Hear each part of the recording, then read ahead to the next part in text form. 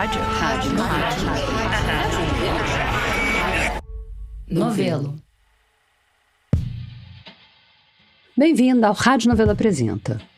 Eu sou a Branca Viana. Tem um episódio maravilhoso do This American Life que nunca mais saiu da minha cabeça. Tem um monte, aliás. Mas eu lembrei desse por causa do nosso episódio aqui dessa semana. Eu já devo ter falado do This American Life mais de uma vez por aqui, mas só para garantir. Ele é um dos podcasts que mais inspiram a gente aqui na Rádio Novelo. É um senhor podcast. Na verdade, ele é um avô dos podcasts, porque ele existe como programa de rádio há mais de 30 anos. Mas esse episódio que eu lembrei é do agora longínquo ano de 2005. E eles contam alguns causos que daria para chamar de descobertas atrasadas. Isso já deve ter acontecido com você. Pensa numa coisa que você deu como certa a vida inteira, até que, do nada, você leva um choque de realidade. Um exemplo do programa. Eles entrevistam uma moça que, durante toda a infância e a adolescência dela, tinha entendido que os unicórnios estavam no mesmo patamar ideológico que, tipo, os ornitorrincos e os pangolins.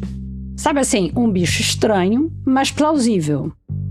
Daí um dia, numa festa, quando ela já era adulta, no meio de uma conversa, ela manda: "Gente, o unicórnio tá em perigo de extinção ou ele já foi extinto?" E aí, né, o que se segue é um silêncio muito eloquente. No nosso episódio dessa semana, não tem ninguém descobrindo que os unicórnios não estão nem extintos, nem em risco de extinção, mas são bichos imaginários mesmo. Mas acho que as duas histórias que a gente conta hoje têm alguma coisa desse choque de realidade. Do momento que você percebe o tanto de coisa que você supunha ou que você tinha como certa, e a vida vai lá e te mostra que as coisas simplesmente não são assim. Isso nem sempre é culpa da gente. Tem muita coisa, ok, aqui, tirando os unicórnios completamente da equação, tem muita coisa que a gente não fala direito. Assuntos que a gente evita, palavras que dão alergia nas pessoas. E as consequências disso, você já imagina. No primeiro ato de hoje, a Natália Silva acompanha uma amiga dela numa grande viagem de descobrimento completamente indesejada. Isso daqui a pouquinho.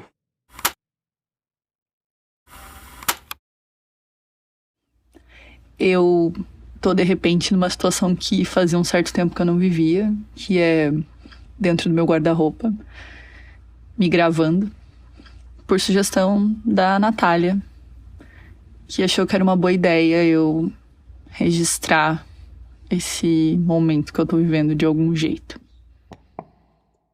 Essa aí, que eu delicadamente empurrei pra dentro do armário, é a Jéssica. Jéssica Mais, repórter de meio ambiente da Folha de São Paulo. E uma das minhas melhores amigas.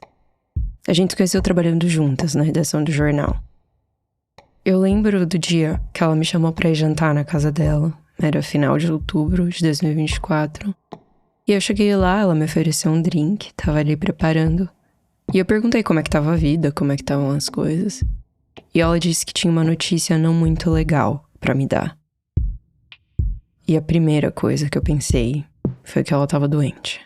Há pouco mais de um mês, eu levei resultados de um exame de rotina para minha ginecologista e ela me contou que tinha um nódulo no meu seio esquerdo com alta probabilidade de malignidade.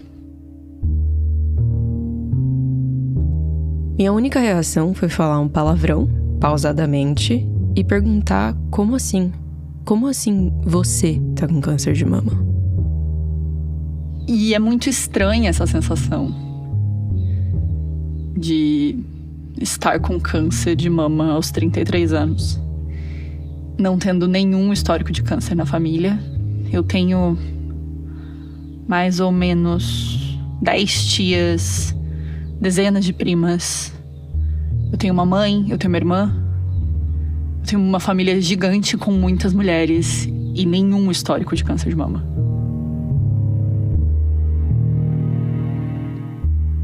A Jéssica me disse em algum momento que ela queria registrar o que ela estava passando. Só que escrever estava difícil. Então eu falei pra ela gravar, porque às vezes falar é mais fácil do que escrever. Quase um ano depois do diagnóstico, da químio, da cirurgia, de tudo, a Jéssica disse que queria compartilhar uma coisa comigo. Eu não tinha ideia que ela tinha seguido o meu conselho. Muito menos que eu ia poder ouvir. Oi, voltei. Apesar de eu estar nomeando esses arquivos no meu celular como diários do câncer, eles estão mais para semanários do câncer, que é a assiduidade que eu tenho conseguido manter. Não são muitas gravações. A Jéssica gravou só 5 áudios, mas tinha muita coisa ali. Coisas que eu, que sou amiga dela e acompanhei o tratamento, não sabia. Eu sou uma pessoa razoavelmente privada, normalmente. Mas o meu médico já avisou que eu muito provavelmente vou perder o meu cabelo, o que automaticamente torna a doença muito pública. O que claramente era um problema. Tanto que é uma das preocupações que ela narra no primeiro áudio, com a privacidade. Porque ela não ia ter opção de não contar para as pessoas que ela estava doente. Então, quando ela me mandou esses diários todos e disse que queria fazer alguma coisa com isso, alguma coisa pública que pudesse ajudar alguém que está passando pela mesma coisa, eu fiquei, honestamente, surpresa. Eu passei muito tempo tentando entender se eu tinha meio que uma responsabilidade como comunicadora de falar sobre o câncer. E decidi que não preciso. Mas tem algumas coisas que eu acho que podem ser úteis para outras mulheres. O que você vai ouvir aqui, então, é um misto dos diários e de uma conversa que eu gravei com a Jéssica em outubro de 2025. A gente se encontrou na clínica, onde ela ainda tá fazendo uma parte do tratamento para o câncer. Olha o cabelinho dela. Olá. Oi. Já que a sessão de medicação dura um tempo, era um bom momento pra gente conversar. Mas vamos voltar pro começo de tudo. Pro dia 7 de outubro de 2024. Quando eu saí do consultório da minha ginecologista com a notícia de que eu provavelmente estava com câncer, eu fiquei completamente desnorteada, assim, tipo... Eu fiquei parada, assim, eu desci do consultório dela do prédio, fiquei parada na portaria, assim... Sei lá, uns 10 minutos, tipo... Pensando o que eu faço.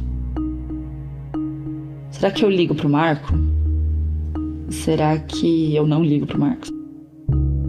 Eu vou pra casa de Uber? Eu vou pra casa de metrô? Será que eu falo pra ele agora? Será que eu deixo pra fazer mais exames?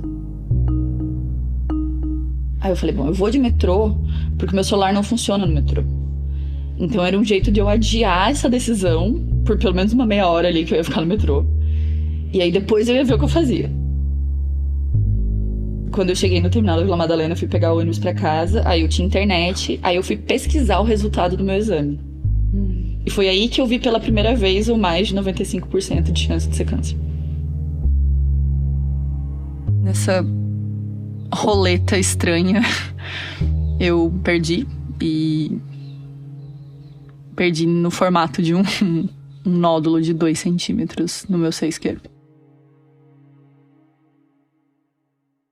Aí fui no mastologista, e aí esse mastologista que me diagnosticou, ele não falava as coisas com muita clareza, assim.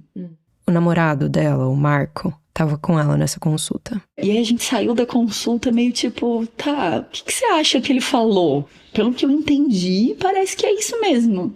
Que é, tipo, muito alta a chance de ser câncer. Aí o Marco falou, foi o que eu entendi também. Era câncer mesmo.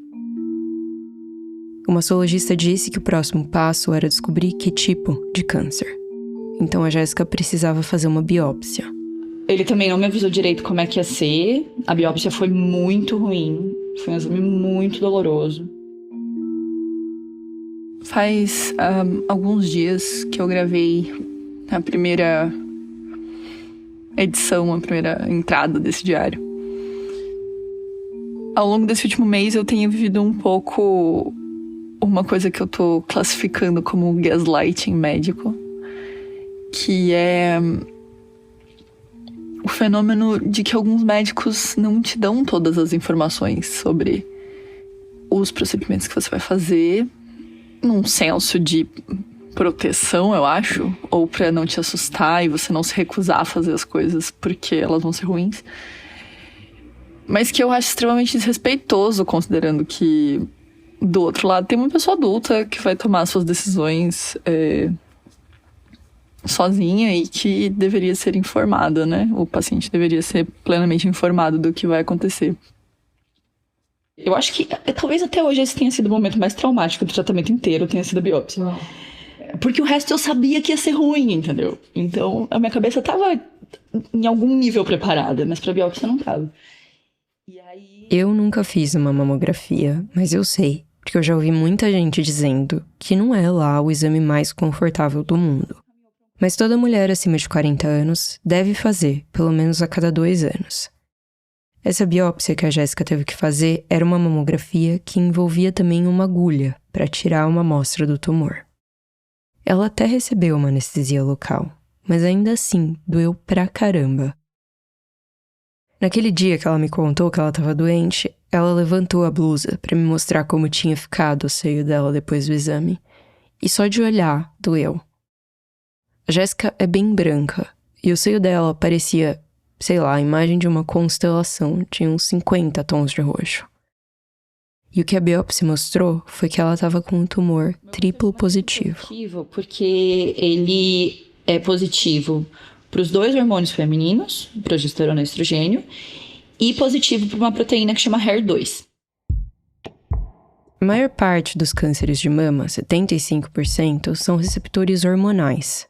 São tumores que se alimentam dos hormônios femininos. Essa proteína HER2, que apareceu no tumor da Jéssica, é produzida por um gene que fica na superfície de algumas células do corpo, tipo as células da mama, e que é responsável por regular o crescimento e a multiplicação delas. Quando esse gene está lá em quantidades normais, é ele quem diz para a célula quando ela tem que crescer e se multiplicar. Ele é tipo um chefe de cozinha, que canta a comanda do que a célula precisa cozinhar. Mas sabe-se lá por quê? Às vezes esse gene se desregula. E aí é como se a célula tivesse 100 chefes berrando que ela precisa fazer mais e mais proteínas HER2 para ontem. E é assim que as células começam a crescer desordenadamente. Isso é um tumor. E um tumor agressivo, porque ele cresce muito rápido. Eu lembro eu sentia, tipo, uma coisa física, assim, sabe? Uma impressão muito nítida, uma consciência muito grande do meu seio. Sabe quando alguém te fala assim, pensa na sua língua, e aí você percebe a presença da sua língua dentro da sua boca e é um pouco difícil de você esquecer ela de novo? Era isso, tipo, o meu seio, ele existia no meu corpo como parte do meu corpo, e aí naquele momento ele existia como uma entidade separada, assim, que tava carregando uma bomba relógio. O oncologista disse para ela que uns anos atrás não tinha tratamento para esse tipo de câncer. Que quando ele recebia um diagnóstico igual ao dela, ele tinha vontade de chorar. Porque os médicos davam as drogas que atacavam os receptores de hormônio, mas o HER2 continuava lá trabalhando. E aí uma hora o tumor vencia. Hoje tem várias opções de tratamento, envolvendo remédios e anticorpos, mas nem sempre o acesso a eles é fácil. Por exemplo, uma das principais drogas para o tratamento desse câncer positivo para HER2 é o trastuzumab. Ele foi aprovado pela Anvisa em 1999 e desde 2005 ele é oferecido pelos planos de saúde. No SUS, ele só começou a ser ofertado para pessoas com casos como o da Jéssica, que teve um diagnóstico precoce, em 2013. Para pacientes com metástase, a droga só foi liberada em hospitais públicos em 2018. Imagina quantas pessoas morreram nesse tempo sem ter acesso ao tratamento.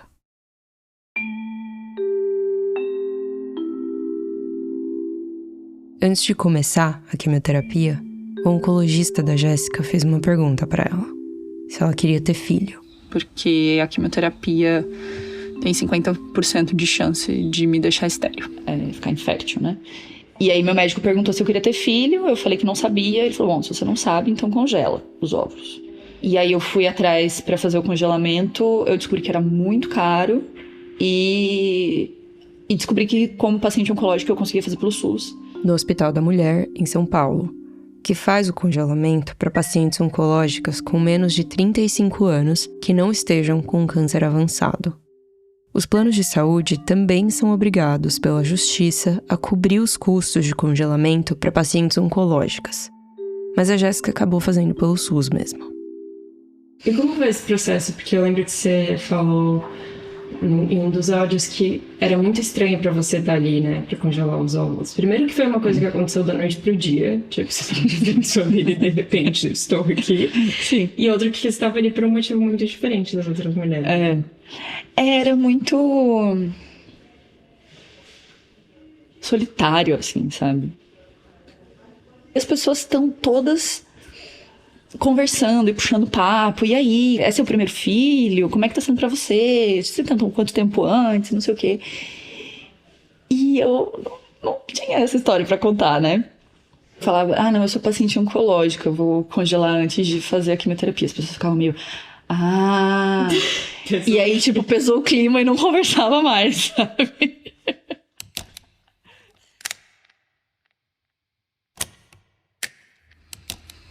Então eu tinha uma grande lista de tarefas pra cumprir. E agora essas tarefas foram acabando uma a uma. Biópsia feita, tratamento definido, catéter inserido, óvulos congelados. Sobrando só o início da quimioterapia. Que deve ser na próxima semana. E acho que tô pronta pra começar a primeira etapa do meu processo de cura. Vamos ver o que vem por aí. Eu lembro a primeira sessão de químio, a primeira vez que eu fui no banheiro, eu me olhar no espelho, assim, com o remédio preso no catéter e o varalzinho com o remédio pendurado, e me ver no espelho com a medicação, assim, e tipo, o que tá acontecendo, sabe? Como que eu vim parar aqui? Tipo, um mês atrás a minha vida era completamente diferente, sabe? E ninguém me tratou com tanto carinho quanto enfermeiras com as quais eu cruzei técnicas de enfermagem. Eu fui atendida por 3 enfermeiras. E a que ficou comigo por mais tempo dividiu comigo que ela também teve câncer de mama. Ela também botou catéter, ela perdeu o cabelo, ela fez todo o processo. E a empatia que ela demonstrou ao longo desse dia interminável foi fundamental, assim, pra eu ficar tranquila na medida do possível. Ela me mostrou fotos dela careca, ela demonstrou que estava preocupada com que eu não sentisse nenhuma dor com nada. Ela tava tirando o curativo do meu catéter com um cuidado, assim, absurdo. E esse cuidado de não infligir mais dor num momento que já é tão cretino foi muito importante, assim. Naquela mesma noite da quimioterapia, eu acordei de madrugada com muito enjoo e muita dor de barriga. E foi assim que eu passei os próximos dias, os outros 5 dias, 6 dias, após o primeiro ciclo de quimioterapia, com muita náusea, o dia inteiro. Muito enjoo, vomitando muito. E aí eu lembro de estar, assim, na terceira sessão, falando pro Marco, eu não aguento mais. Tipo, ainda faltam 3 e eu não aguento mais. Dessa vez, pelo menos os médicos tinham avisado que ela ia sentir os efeitos colaterais da sessão. E que eles eram cumulativos. Quanto mais o tratamento avançasse, mais fortes seriam os sintomas. O que mais tirava ela do sério era o enjoo. Se eu comer, vai resolver? Se eu não comer, vai resolver? Se eu tomar água, eu vou ficar mais ou menos enjoada? E se eu tomar água com gás? Água com gás com limão ou sem limão? Ixi, mas a minha boca tá meio sensível e com afta, então é melhor não tomar com limão. E enjoei da água com limão. Enjoei do chá de gengibre. Enjoei do suco de melancia. Não consigo mais sentir gosto de cítrico. O cítrico é amargo, então eu não consigo mais tomar suco de laranja, suco de limão. Se eu vomitar, eu vou me sentir melhor? Ou não consigo vomitar? Continuo nauseada? sabendo que não tem nada no meu estômago. E volto pro começo do ciclo. Será que se eu comer vai melhorar minha náusea? E é isso na minha cabeça o tempo todo. Eu lembro que 15 dias depois da primeira sessão de químio, quando o estômago dela já tinha dado uma acalmada, a Jéssica veio jantar aqui em casa. E aí, outro efeito colateral da quimioterapia que eu comecei a sentir exatamente 15 dias depois da sessão de quimioterapia foi a perda de cabelo. Eu fui jantar com uma amiga na casa dela. Ao final do jantar, o meu cabelo tava embolado em si mesmo. Tinha virado um grande cabelo embolado em si mesmo. Chegando em casa, eu fui desembolar o cabelo antes de dormir. E cada vez que eu passava a escova no meu cabelo, vinham mechas largas na escova. Eu perdi, naquela terça-feira, eu estimo cerca de 20% do meu cabelo, de uma vez só. E isso foi muito, muito, muito forte. Foi muito difícil. Eu imaginava que fosse ser difícil, mas não tanto. Esse tá sendo o momento que eu mais chorei desde o meu diagnóstico de câncer. Foi, na verdade, a primeira coisa que o câncer me tirou, assim. Sem escolha. Eu perdi outras coisas ao longo do caminho, perdi uma grande viagem de trabalho. Eu não tô podendo comer algumas coisas, eu não tô podendo beber. Mas nada disso tinha me feito tanta falta assim. Agora o buraco é mais embaixo. Não é como se fosse o fim do mundo, é só uma fase de outras fases difíceis que vão vir por aí ainda. Mas também não é fácil. Mas eu também sei que a expectativa por esse momento muito difícil é pesado demais pra ficar lidando. E quando esse momento chave de raspar o cabelo passar, ele vai ter passado. Então, acho que é melhor que ele passe de uma vez. Vou ali dar tchau pro meu cabelo.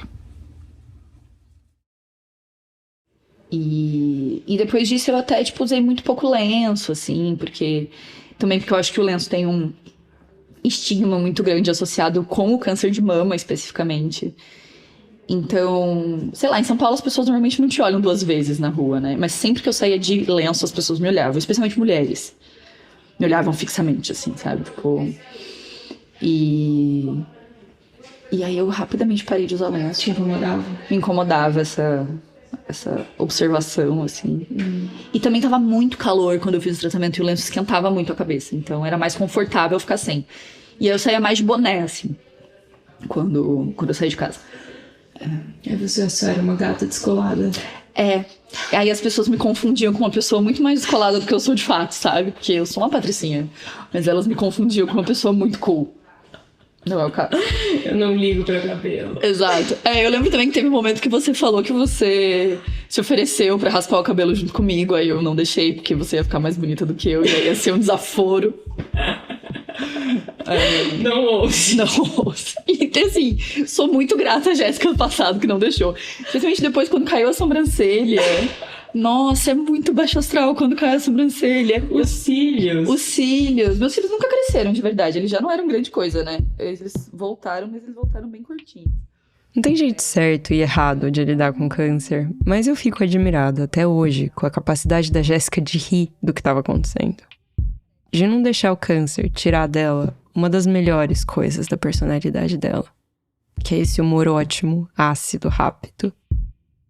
Eu lembro de um dia que a gente foi comer uma pizza na casa dela e ela, anfitriã, levantou, pegou um pedaço de pizza, sentou, olhou pra todo mundo e falou: gente, pelo amor de Deus, se vira, eu tô com câncer. Mas, apesar disso tudo, e apesar de todas as coisas que têm passado pela minha cabeça, eu consegui achar tantos bolsões de alegria nesse processo tão cretino do câncer que me deixa orgulhosa de mim mesma por estar conseguindo fazer isso. E me acalenta, assim. Esse não vai ser um período do qual eu vou ter só memórias ruins. De jeito nenhum. A nova surpresa pra mim agora vai ser a minha última sessão de quimioterapia, que acontece em 2 semanas, dia 20 de março de 2025.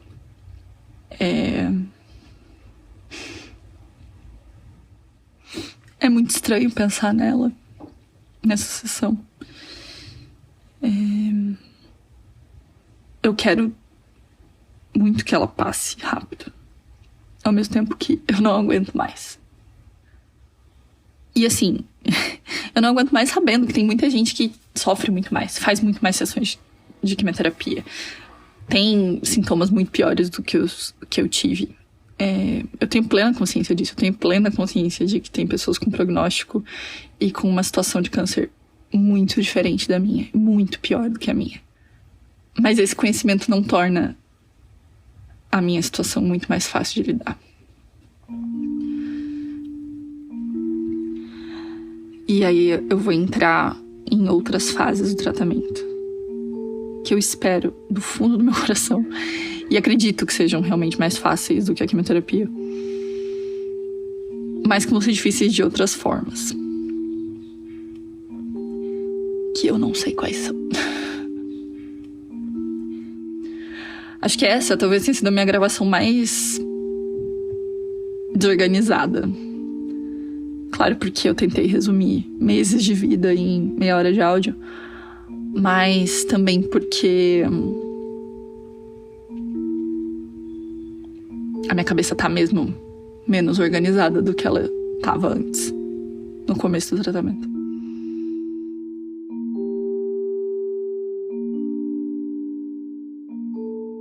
E você falou que antes do câncer, e estava muito entremeada nesse processo, o quanto você priorizava o trabalho, né? Naquele momento que você acabou de falar que no tratamento você percebeu que você precisava se priorizar. Como que tá isso agora? Eu acho que mudou definitivamente a minha relação com o trabalho, que era uma coisa que eu já vinha tentando mudar há muito tempo. Não acho que eu precisava do câncer para isso, mas, né, podia, assim, ter feito de outro jeito. Né? Não acho que o câncer foi uma grande escola. Não foi. O câncer foi uma bosta. Mas eu continuo achando o meu trabalho legal. Eu continuo achando o meu trabalho importante. Mas eu sei que o mundo não vai acabar se eu precisar fazer alguma coisa por mim. Vou entrar meio numa sessão de análise aqui, tá? Mas desde criança, eu era uma aluna muito boa da escola. Então eu era muito valorizada pela inteligência e a dedicação e coisa assim. Eu acho que isso, aliado ao fato de nós, mulheres dos anos 90, temos crescido muito com essa mensagem de que mulher que se preocupa com o corpo é fútil. Meninas adolescentes que iam pra academia, tipo, o que elas estão querendo mostrar? O que elas estão querendo fazer com o próprio corpo? Pra quem que elas estão querendo mostrar isso? Você se preocupar com a sua aparência e com o seu corpo e com a sua saúde era um sinal de futilidade. Sendo mulher. Sendo homem não, né? Então eu acho que esse mix dessas duas coisas me fizeram meio crescer achando que a minha mente existia separada do meu corpo de alguma forma, entendeu? E o tratamento demonstrou muito claramente que se o meu corpo não estiver funcionando, a minha cabeça não funciona também. É isso, eu não conseguia pensar, eu não conseguia ler. Eu não conseguia ler notícia. Eu abria o jornal e eu não absorvia direito as coisas, assim. Eu acho que esse foi a maior mudança que o câncer me trouxe, assim. Entender que o meu corpo precisa estar saudável pra minha cabeça estar saudável. A Jéssica sobreviveu bravamente à última sessão de quimioterapia e fez uma cirurgia para tirar o tecido do seio dela que tinha sido afetado pelo tumor. Foi uma cirurgia conservadora, no jargão médico. Ela não precisou tirar a mama inteira. Depois disso, ela fez umas sessões de radioterapia E aí ia começar uma coisa que ela lembrava dos médicos falando lá no começo. O bloqueio hormonal. Porque lembra, o câncer dela era triplo positivo. Ele se alimentava de hormônio. Mas eu não entendi muito bem o que era esse bloqueio hormonal no início. Eu achei que ia ser meio tipo um anticoncepcional. Né, um remédio que eu tomo ali, que vai alterar um pouco, sei lá, meu ciclo menstrual e vai ser isso. Quando chegou a hora de começar o bloqueio de fato, o meu médico me explicou que eu faço um tratamento chamado de bloqueio duplo. Porque para tomar uma medicação que faz o bloqueio hormonal, eu tenho que... É uma medicação que você só pode tomar na menopausa. Então eu tenho que tomar uma outra medicação para me colocar na menopausa para poder tomar essa do bloqueio hormonal. E aí eu realmente entrei na menopausa com 34 anos. Com todos os sintomas. Calorão, ressecamento vaginal, falta de libido. E sem poder fazer reposição hormonal, né? Que é o que os médicos normalmente indicam para mulheres que estão com esses sintomas. E é mais uma coisa pela qual ela não sabia que ela ia ter que passar, que ninguém contou, que ela nunca viu ninguém falar. Até porque, se essa fosse uma história tradicional de câncer, se eu estivesse contando essa história do jeito como histórias sobre câncer normalmente são contadas, ela já teria acabado. O arco é diagnóstico, tratamento, cirurgia, enfim. De preferência um final feliz. Mas e depois? Como é que é a vida depois do câncer? Todo esse período pós-cura do câncer é chamado de sobrevida. Eu vou ter, se tudo der certo, sei lá, 30, 40 anos de sobrevida. É muito tempo. E não é como se fosse só uma continuação da vida de antes. Tudo mudou. O corpo dela, a cabeça dela. E é uma realidade que tem muitas mulheres por aí enfrentando. Segundo dados do painel Oncologia Brasil, 1 em cada 3 mulheres com câncer de mama tem menos de 50 anos.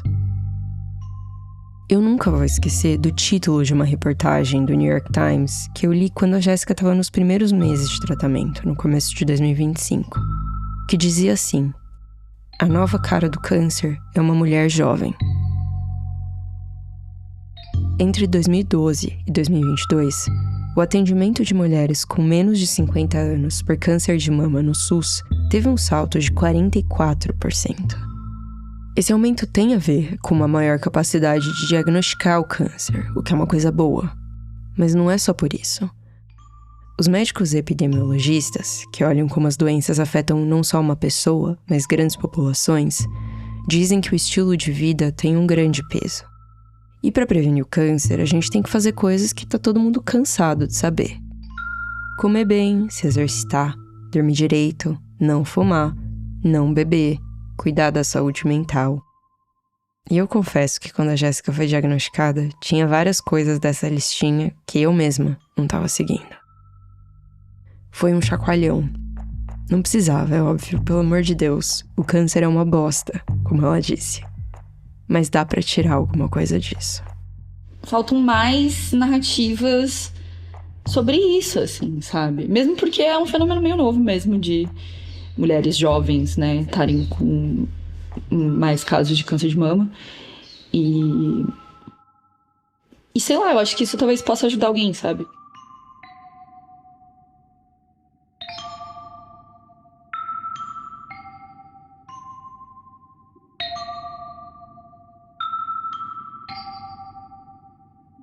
Essa história foi produzida pela Natália Silva.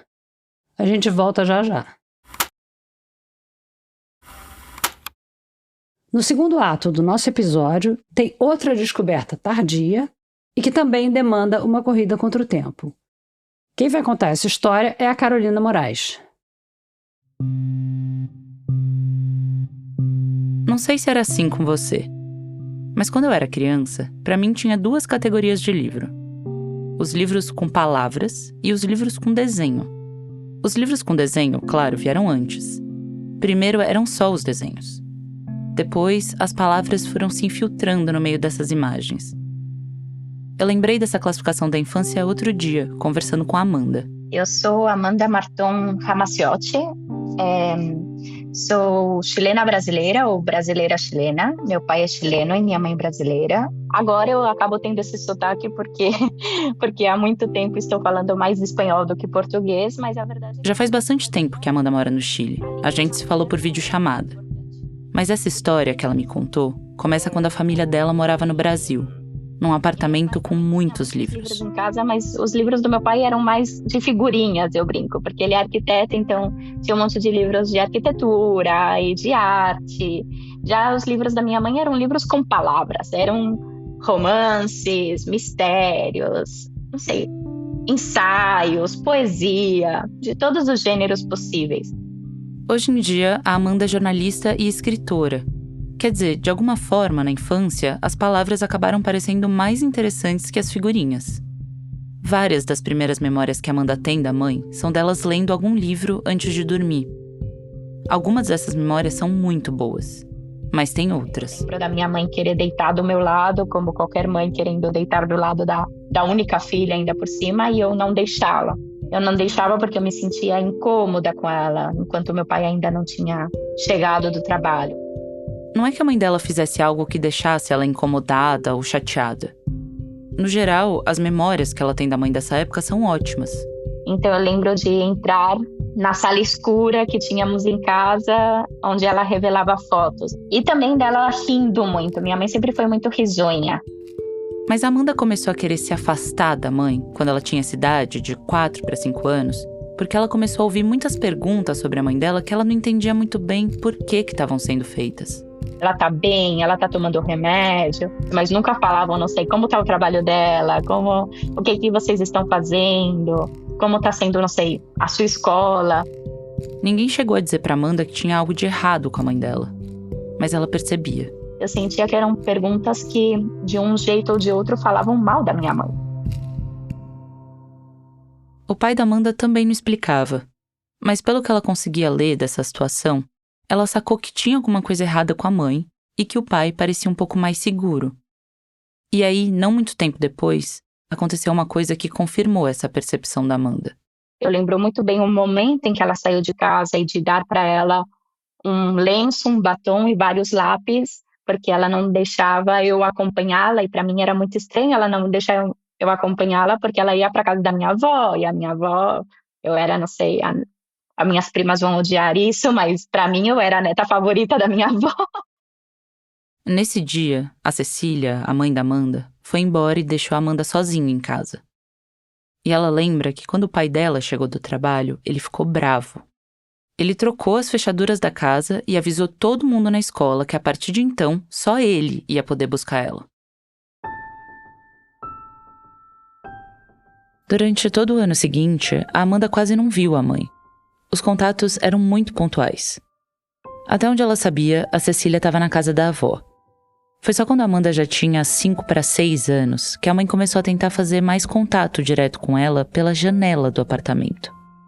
A Amanda e o pai moravam no primeiro andar de um prédio em São Paulo, e ela ouvia da rua a mãe gritando Da rua, filha, filha, e apontava muitas vezes para a janela do meu quarto e eu via latinhas de guaraná ou de cerveja com uma cartinha dentro. Como eu já sabia ler, por sorte, porque ela tinha me ensinado a ler, eu lia as cartas dela e escondia essas cartas porque sabia que era algo meio proibido para o meu pai.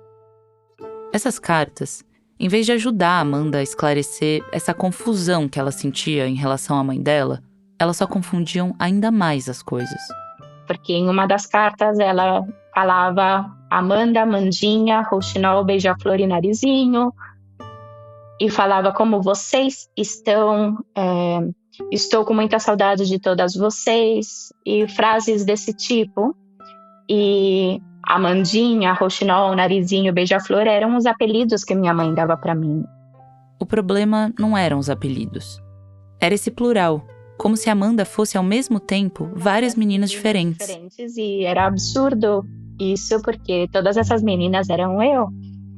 Então, eu diria que esse foi o fim da inocência.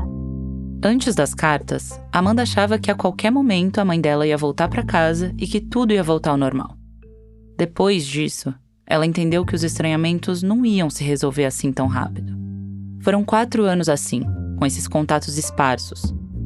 A Amanda lembra de sentir saudade e de chorar com facilidade. Ela tinha um diário nessa época, e ela mostrou o registro de um dia especial. Eu vou ler aqui. Hoje foi um dia estranho, mas já é o mais feliz da minha vida. Vi minha vovó Sônia. E aí, com letras maiúsculas, e minha mãe voltou pra casa.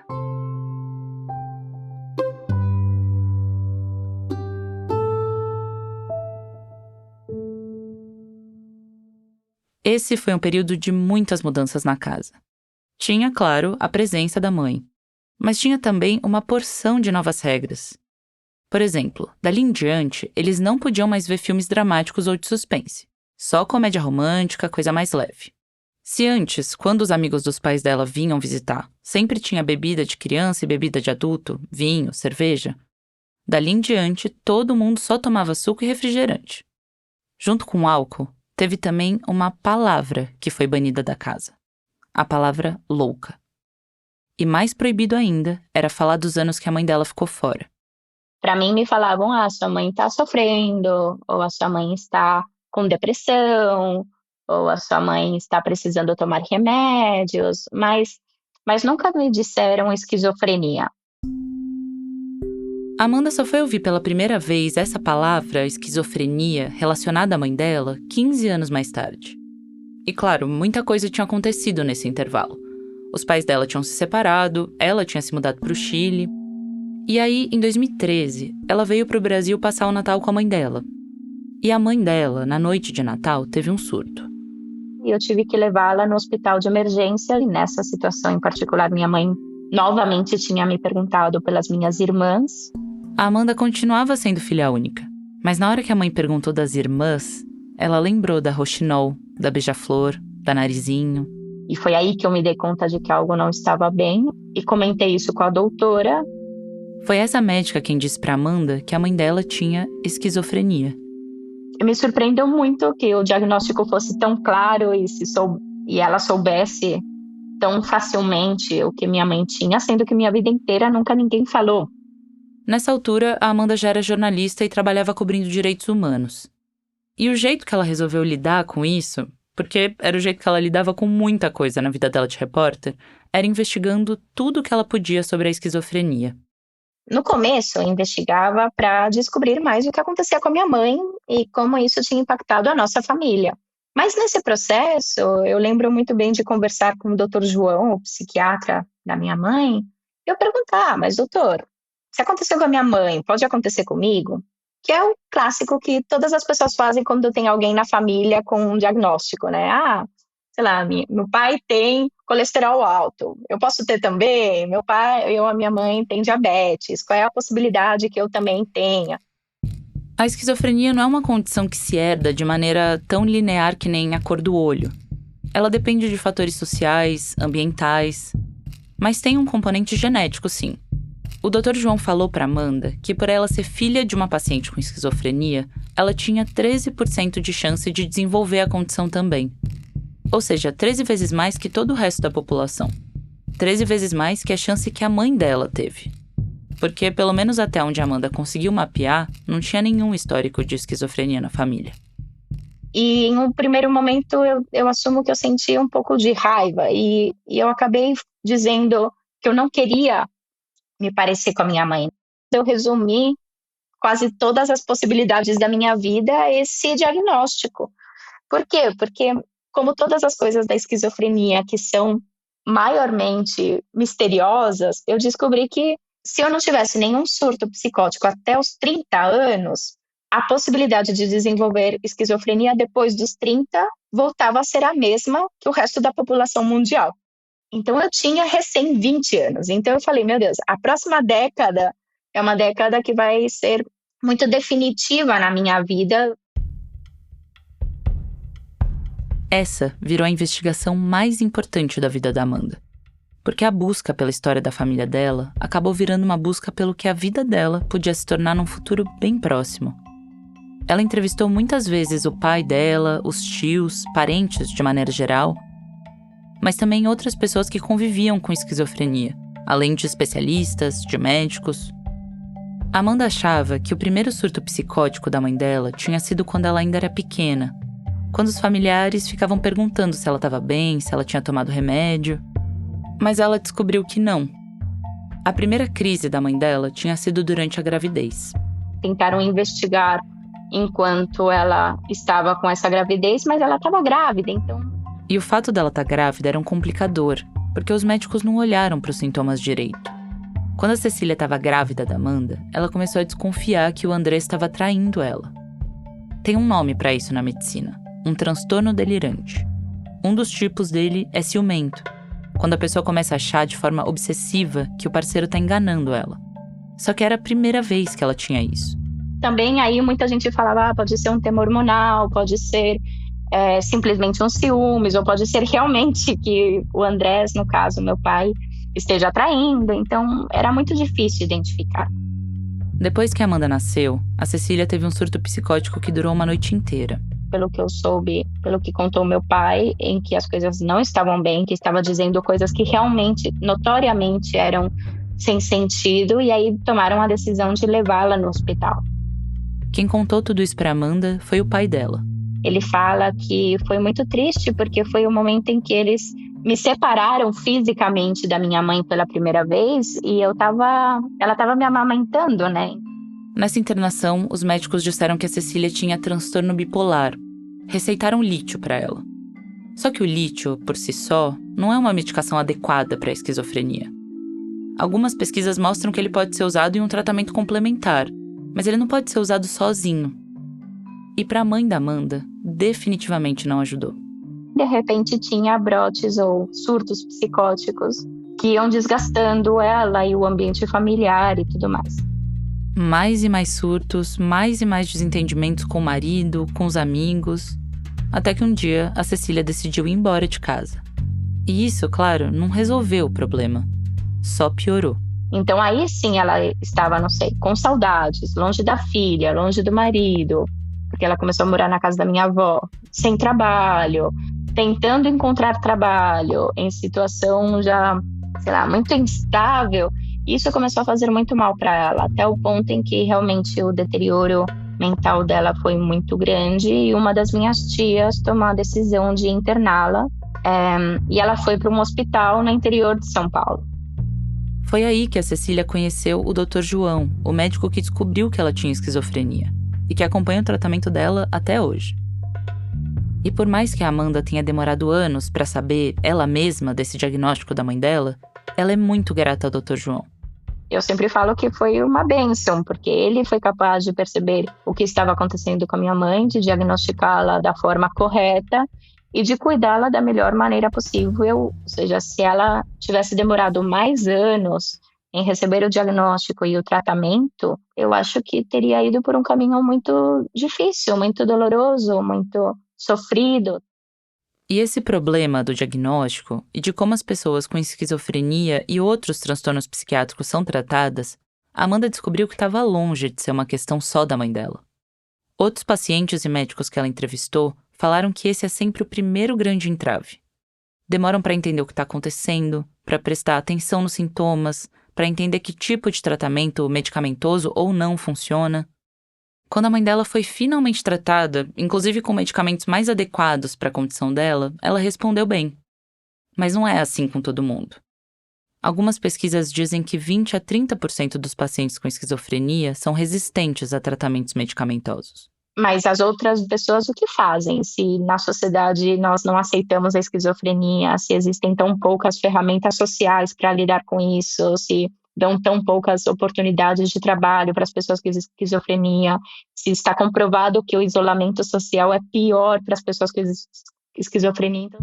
Esse afastamento está ligado com a origem do diagnóstico da esquizofrenia, que, aliás, é uma condição difícil de definir.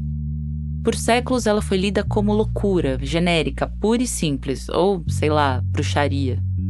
A palavra esquizofrenia apareceu pela primeira vez no mundo médico só no começo do século XX, quando um psiquiatra suíço descreveu uma condição entre jovens que pareciam ter uma, abre aspas, fragmentação das funções psíquicas. Quando eu fui procurar a origem da palavra, né, a origem etimológica da palavra. E a origem diz que vem do grego e significa separar ou quebrar corpo, alma e mente. Então, se você associa essas palavras juntas, você fala, nossa, esquizofrenia, então significa que a pessoa tem quebrada ou separado o corpo, a alma e a mente? Minha mãe tem o corpo, a alma e a mente separados? Não, minha mãe não tem o corpo, a alma e a mente separados. Eu acho muito violenta a palavra, né? Mais recentemente, a psiquiatria definiu alguns parâmetros de sintomas para definir a esquizofrenia. Os principais são as alucinações auditivas, tipo escutar vozes ou o eco do próprio pensamento, ou percepções delirantes. Mas tem outros sintomas também, tipo se sentir muito desmotivado, querer ficar sozinho em reclusão social. E é uma condição definida por fatores genéticos, mas também ambientais, sociais.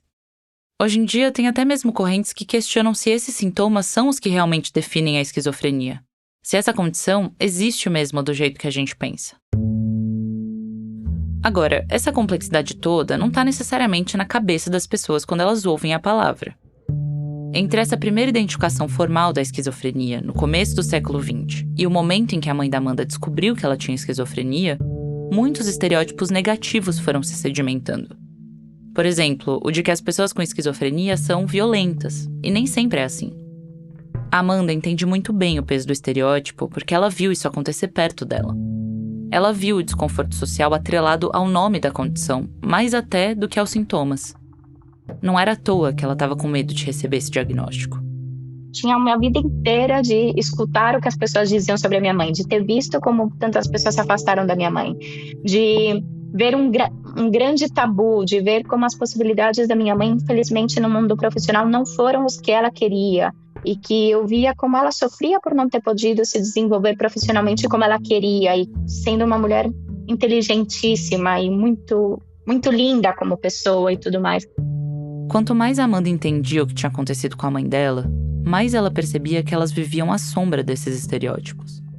Que esse medo de parecer a mãe dela, de ter algum surto psicótico antes dos 30, não era justo com ela. E muito menos com a Cecília.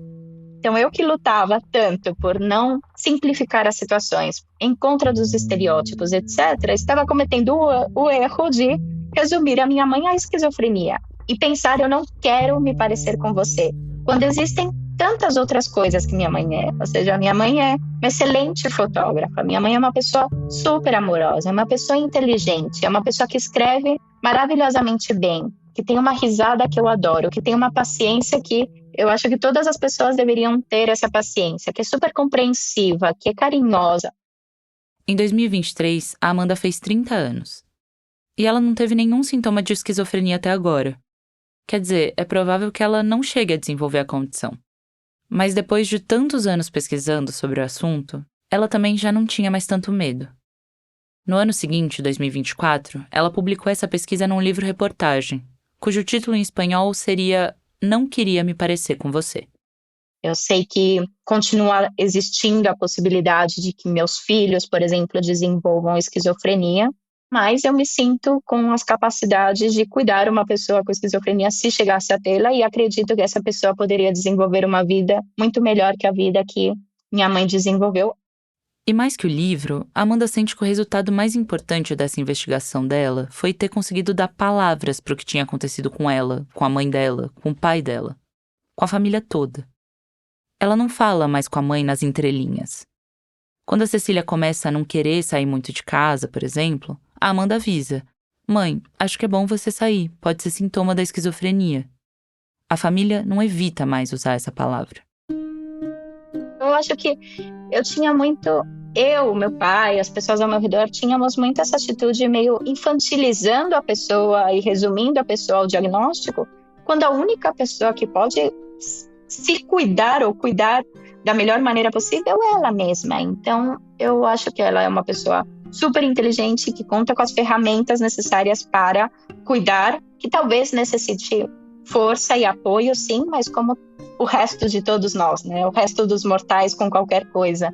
E o principal também para mim é que ela saiba que eu não tenho nenhum preconceito com isso, que eu entendo as coisas que aconteceram, que eu sinto muito por tudo que aconteceu na nossa história, mas que eu já não vou ser essa criança que não deixava ela subir na cama comigo porque sentia algo estranho acontecendo ao redor.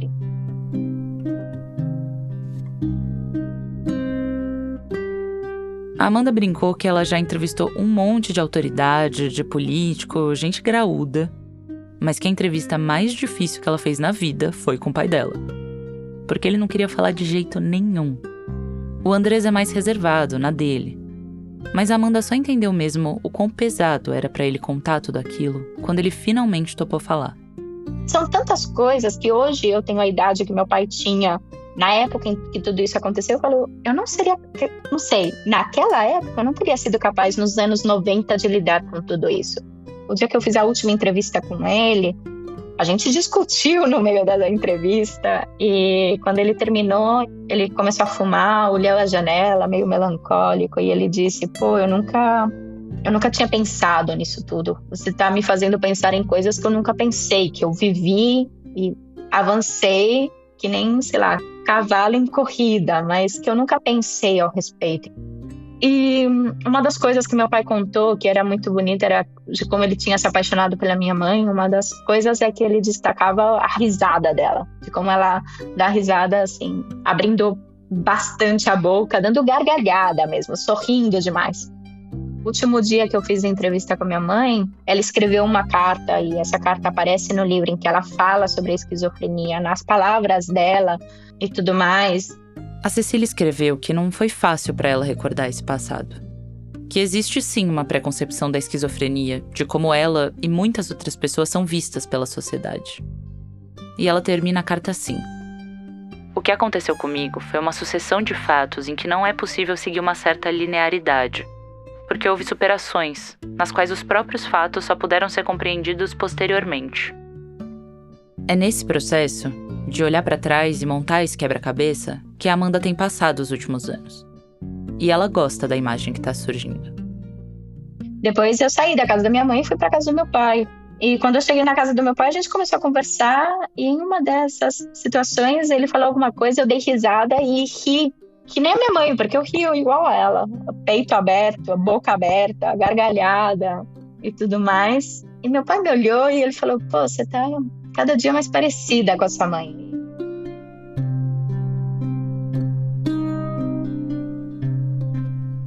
Essa história foi produzida pela Carolina Moraes.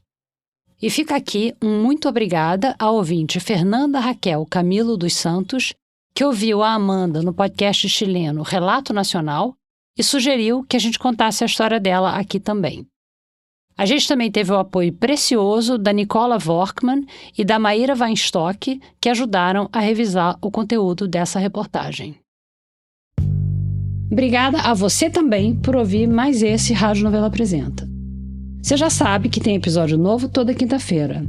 Mas os membros do Clube da Novelo estão autorizados a queimar a largada e podem ouvir já na quarta-feira. Na semana que vem vai ter isso aqui. Foram 2 anos, assim, estudando de uma forma completamente diferente e sem referência nenhuma, porque não tem um curso na internet que fala assim, aprenda a tocar pela vibração. Não tem. O nosso cérebro, ele vai criando outras rotas pra gente ir aprendendo a fazer de outro jeito. Eu sempre digo o seguinte, existem 3 personalidades importantes de Santa Rosa. Vou fazer uma brincadeira aqui. Xuxa Meneghel, Cláudio Tafarel e Wilson Sembranel.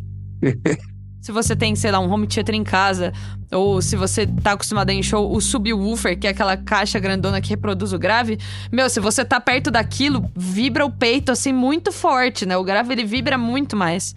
E aí eu falei, tem alguma coisa aqui. Tem alguma coisa aqui que eu posso usar a meu favor. Se você também quer fazer parte do clube, quer ouvir o Apresenta antes, entre várias outras vantagens, é só entrar no nosso site para seguir o passo a passo. A gente volta daqui a pouquinho.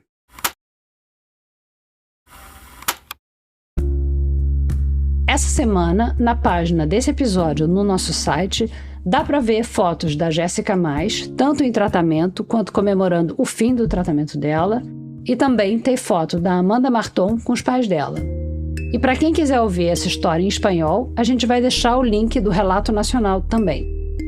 A gente está nas redes, no @radionovelo, no Instagram, no YouTube, no Twitter, no Threads, no Blue Sky e no TikTok.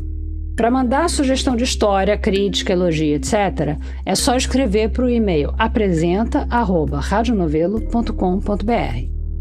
Se você tem uma marca ou cliente que tem tudo a ver com os nossos podcasts, você pode contratar o Estúdio Novelo para criar o seu próprio podcast ou anunciar nos intervalos dos nossos episódios. É só escrever para a gente em anuncie@radionovelo.com.br. O Rádio Novelo Apresenta é um original da Rádio Novelo. A direção criativa é da Paula Scarpim e da Flora Thomson Devô. A produção executiva é da Marcela Casaca. E a gerência de produto é da Bia Ribeiro e da Juliana Jäger.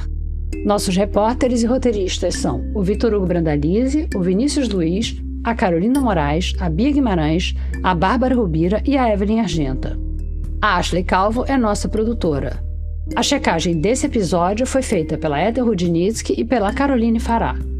Esse episódio teve desenho de som da Bia Guimarães e da Mariana Leão, que assinam a mixagem junto com a Júlia Matos. E teve música original do Francisco Kilgore, feita especialmente para a história dos Diários do Câncer. O design das nossas peças é do Gustavo Nascimento. A nossa analista administrativa e financeira é a Tainá Nogueira, e quem faz a revisão das transcrições dos episódios pra gente é a Flora Vieira. Obrigada e até a semana que vem.